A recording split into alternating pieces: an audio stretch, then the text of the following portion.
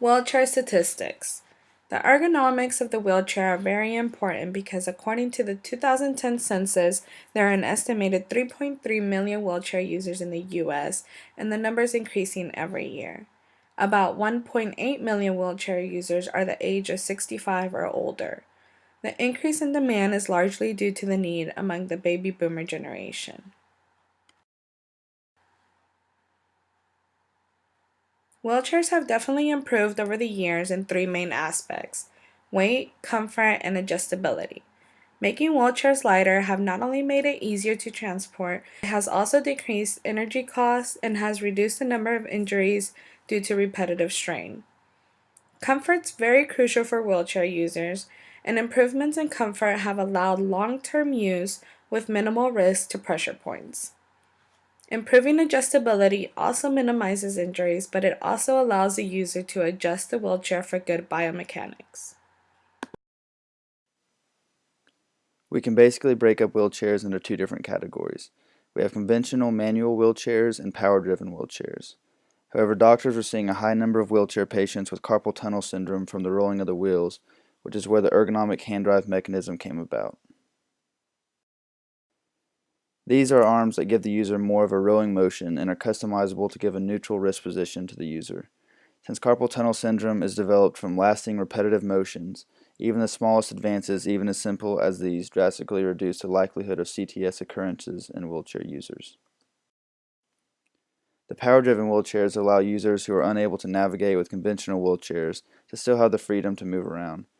They can even be customized for use with those who are unable to use a joystick and have to use movement of their arms instead to navigate. One ergonomic issue of wheelchairs does not involve the user in the chair, but the person pushing it. Traditional handles cause ulnar deviation, which can lead to tendon injury and carpal tunnel syndrome. Design changes have addressed this issue. One design makes the handles angled downward, allowing for neutral wrist. Another offers a variety of hand positions, so the user can change hand placement whenever needed.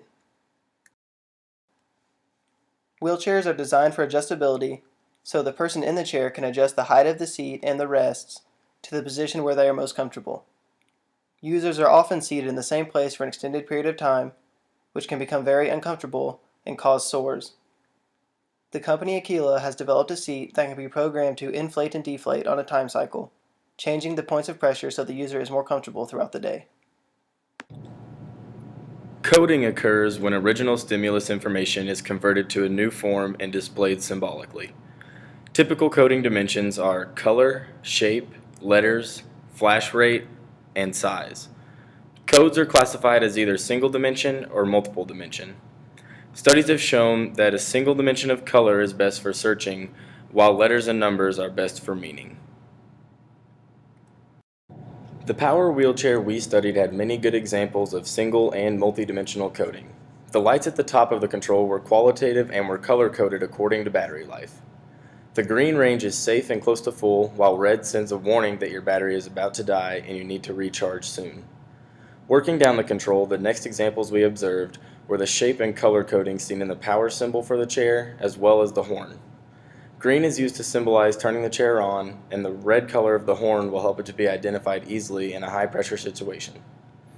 The last display on the chair was the speed or power indicator. The more lights that are illuminated, the greater the power delivered to the chair.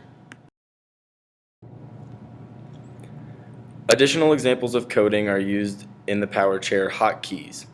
These keys will allow a user to select which functions they use most prevalently and customize their chair even more. The hotkeys will allow a person with a very limited range of motion to have easy access to the moves they want to make the most. Here are the sources we used.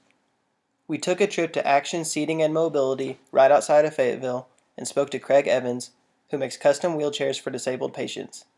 He was a big help and allowed us to get hands-on experience with many different chairs.